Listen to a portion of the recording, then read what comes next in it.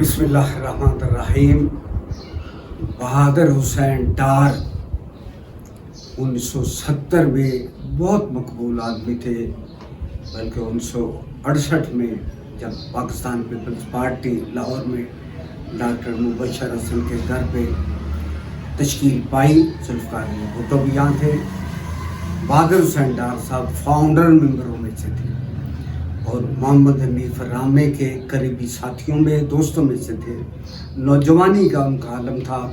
اس زمانے میں اہل تشیع کی جو قیادت سمجھتی تھی کہ بہادر حسین ڈار صاحب کے بہت زیادہ تعلقات ہیں موجودہ حکومت میں، مظفر علی شمسی مرحوم و مغفور ادارے تحفظ حقوق شیعہ پاکستان، اگر کہ پورے پاکستان کے فیمس آدمی تھے، لیکن ذوالفقار علی بھٹو کی جماعت میں نہیں تھے۔ نواب مظفر علی خان قزلباش صاحب بھٹو کی جماعت میں نہیں تھے۔ بھٹو چونکہ سرمایہ داروں کے خلاف تھا، جگیرداروں کے خلاف تھا، اس کی ساری جد و جہد ہی ان 22 خاندانوں کے خلاف تھی۔ مظفر علی قزلباش بھی ان کے خلاف تھی، لیکن ہر کسی کی نظریں ٹھہرتی تھی بہادر حسین ڈار پہ۔ یہ لڑکا جو اٹھا ہے، اس کے روابط ہے، تعلقات ہیں۔ محمد حنیف رامے صاحب پنجاب کے وزیر اعلیٰ تھے۔ اس زمانے میں پنجاب میں بہت چلتی تھی بہادر حسین ڈار صاحب کی۔ ناخدا چوک جو حسن پورہ کے قریب ہے، وہاں پہ ڈار ہاؤس صاحب کا بڑا گھر تھا۔ صبح سے شام تک وہاں پہ مجلس عزا ہوتی تھی اور شایان شان مجلس عزا، دریوں کے اوپر سفید چادریں بچھائی جاتی تھی، پھر دونوں طرف میں پنکھے چلائے جاتے تھے۔ جب رواج نہیں تھا، لوگ درختوں کے نیچے اپنی چادریں بچھا کر مجلس امام حسین علیہ السلام سنتے تھے اور بڑا شایان شان تبرک دیا جاتا تھا۔ مجلس میں بھی ساری کریم بلا تفریق مذہب و ملت، سنی بھی، شیعہ بھی، سیاسی لوگ بھی، سماجی لوگ بھی شرکت کرتے تھے۔ اس مجلس کا عنوان ہوتا تھا، سال بھر ہمیں انتظار رہتا تھا، اس اوپر لکھتے تھے یاد رفتگان۔ یہ رفتگان کی جو دنیا سے چلے گئے ہیں، ان کی یاد میں یہ مجلس ہے۔ ہندوستان کے جتنے جید اکابر علماء، بڑے بڑے لوگ گئے تھے، ان کے نام مولانا محمد بشیر انصاری، فاتح ٹیکسلا، مرزا یوسف حسین صاحب، مرتضیٰ حسین فاضل لکھنوی صاحب، جو مولانا شمشاد پانی پتی صاحب، پنڈت نیک رام صاحب، اس زمانے کے لوگ آ کر ان کے بڑے بڑے کابرین کے علماء کے نام لے کر وہ مجلس پڑھا کرتے تھے۔ اس مجلس کا عنوان ہی تھا یاد رفتگان۔ اسی زمانے میں بابو صابو کے تھے، بابا صاحب حسین کا 19-20 محرم کے جلوس شروع ہوا تھا۔ سامنے کا بڑا امام بارگاہ بھی نہیں تھا، الٹے ہاتھ پہ چھوٹا امام بارگاہ تھا، لیکن آپ نے عزتداری کے بنیاد رکھی تھی۔ آگے زرعی نالا چلتا تھا جو کھیتوں کو آباد کرتا تھا، کھیتوں کو پانی دیتا تھا، وہ گورنمنٹ کا آبپاشی کے لیے وہ زرعی نالا چلتا تھا۔ ایک بڑا جلسہ بابو صابو میں علی حسین صاحب نقوی، جو بابو صابو والے ہیں، وہ صبح سے شام تک کرتے تھے۔ پہلی مرتبہ سید ریاض حسین شاہ صاحب نے بابو صابو میں زلزلہ نکالنا چاہا اور بڑی مجلس کرنی چاہی۔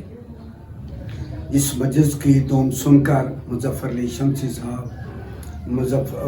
علی محمد خواجہ نوجوان تھے اس زمانے میں، بیکھے وال کے ملک نوازش کے والد تھے ملک فرزند علی، وہ بھی چلے گئے۔ بڑے بڑے روسا شہر کے بڑے عزتدار تمام وہاں پہ شرکت لیے چلے گئے۔ وہ بابو صابو بھی اہل سنت کا، ارائیوں کا علاقہ تھا، سوائے علی حسین کا چونکہ بھائی گھر تھا، وہ جلسہ کر سکتا تھا۔ ساتھ شیرا کوٹ تھا بند روڈ پہ، خود سامنے بکر منڈی تھی، یہاں پہ قبضہ تھا ارائی برادری کا۔ ارائی برادری نے مزاحمت کی، جلوس بھی ہونے دیں گے۔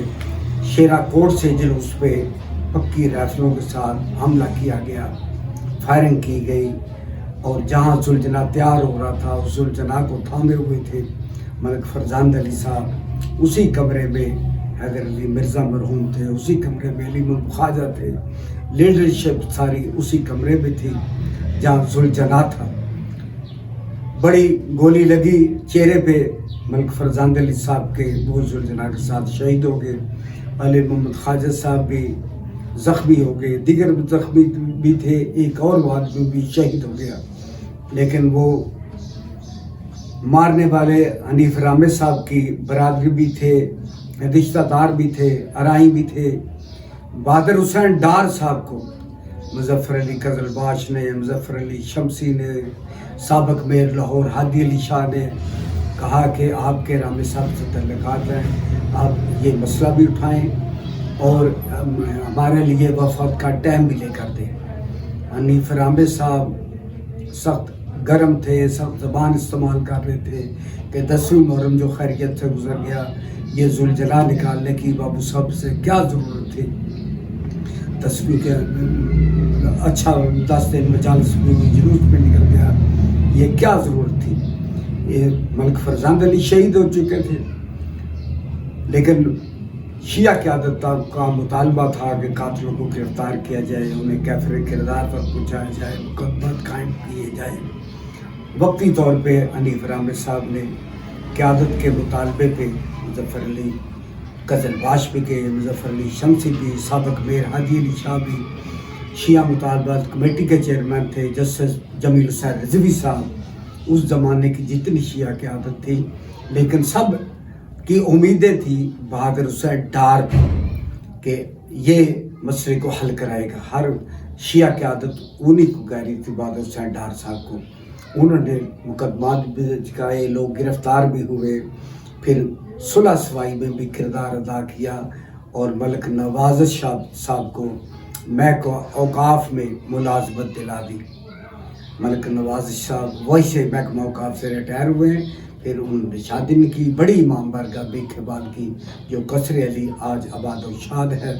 بہادر حسین ڈار صاحب سدا وقت سا نہیں رہتا بندے پہ، وہ ڈار ہاؤس جو بڑا گھر تھا، بڑے سرمایہ دار تھے، جب بھٹو پہ زوال آیا، بھٹو صاحب جیل میں گئے، بھٹو صاحب پھانسی لگے، بہادر حسین ڈار صاحب کے بھائیوں نے وہ مکان مل کے سب کے حصے میں آ گیا، وہ سیل کر کے لاہور میں آ گئے، ادھر ادھر پھر اخبارات کی ایڈٹ کرتے رہے، جریدے نکالتے رہے، پھر اخباروں میں کالم لکھتے رہے، بڑا نام و ناموس تھا ان کا۔ پھر فوٹو اسٹیٹ مشین جب آئی تو یتیم خانہ چوک میں انہوں نے فوٹو اسٹیٹ کی دکان بھی ڈالی، لیکن اس کے باوجود بہادر حسین ڈار صاحب ایک بڑا نام تھا قومیات کا، شیعہ قومیات کا، شیعہ لیڈرشپ کا۔